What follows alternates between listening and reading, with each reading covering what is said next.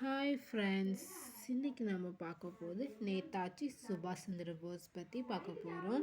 First அவருடைய காலகட்டம் எப்போம்னா 1897லேருந்து 1945 வரை. ஓகேவா? அவர் எப்போ பிறந்தாருன்னா ஜனவரி 23, 1897. அப்போதே கல்கத்தா மாகாணத்தில் உள்ள கட்டாக்னூரில் பிறந்திருப்பார். இப்போ இந்த கட்டாக் வந்து ஒரிஷா மாநிலத்தில் இருக்குது. அவரோட பெற்றோர் யாருன்னா பிரபாவதி தத் போஸ், ஜானகிநாத் போஸ். அவரோட ஆன்மீக குரு யாருன்னா சுவாமி விவேகானந்தா. அவருடைய அரசியல் குரு சிஆர் தாஸ். நேதாஜின்னு அழைத்தவர் வந்து காந்தி.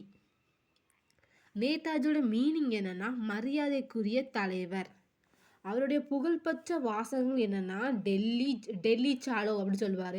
ஏன் அப்படி சொல்கிறாருன்னா 1911க்கு பிறகு வந்து 11க்கு முன்னாடி வரை வந்து என்ன இருந்துச்சுன்னா கல்கத்தா தான் இந்தியாவோட கேபிட்டலாக இருந்துச்சு. 11க்கு பிறகு வந்து டெல்லி வந்து இந்தியாவோட கேபிட்டலாக இருந்துச்சு. ஸோ டெல்லியை முதல்ல கைப்பற்றிட்டு அதுக்கப்புறம் நம்ம மிச்சிருக்க மாகாணத்தை நம்ம பிடிச்சிடலாம், அந்த மாதிரி அவரோட எய்ம் இருந்ததுனால டெல்லி சாலோ அந்த மாதிரி சொல்லுவார். அப்புறம் ஜெய்ஹிந்து அதுவும் அவரோட புகழ்பெற்ற வாசகங்கள் ஒன்று. ஆனால் இவருக்கு முன்னோக்கிட்டேயே ஜெய்ஹிந்த்னு சொல்லிட்டு எம்டன் செம்பகராமன் ஒருத்தர் உண்டு.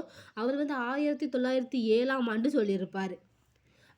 இவரோட இன்னொரு புகழ்பெற்ற வாசகம் என்னன்னா ரத்தத்தை கொடுங்கள் சுதந்திரத்தை தருகிறேன் அப்படின்னு சொல்லுவார். இது எங்கே வச்சு சொல்லுவார்னா இது 2 பாட்டு ஆக்சுவலாக சொல்கிறாரு. 1941 ஜெர்மனியில் அவர் ஒரு ரேடியோ ஆரம்பிச்சிருப்பார். அந்த ரேடியோலும் சொல்லுவார். அதே மாதிரி 1944 ஜூன் 4வது தேதின்னு சொல்லுவார். காந்தியே தேச தந்தை என்று அழைத்தவர் நேதாஜி தான். அதுக்கப்புறம் 1919 ஐசிஎஸ் தேர்வில் வந்து வெற்றி பெற்றார். இவர் எத்தனாவது ரேங்க்னா 4th ரேங்க். 1921 வந்து இந்திய தேசிய காங்கிரஸோட இணைஞ்சிருந்தார். அதுக்கப்புறம் இது இணைஞ்சதுக்கு மெயின் யாருன்னா சிஆர் தாஸ். அதுக்கப்புறம் 1922 ஒத்துழையாமை இயக்கம் பங்கு பெற்றார். அதுக்கப்புறம் 23 அகில இந்திய இளைஞர் காங்கிரஸ் தலைவராகவும் மற்றும் வங்காள மாநில காங்கிரஸ் செயலராகவும் தேர்ந்தெடுக்கப்பட்டார்.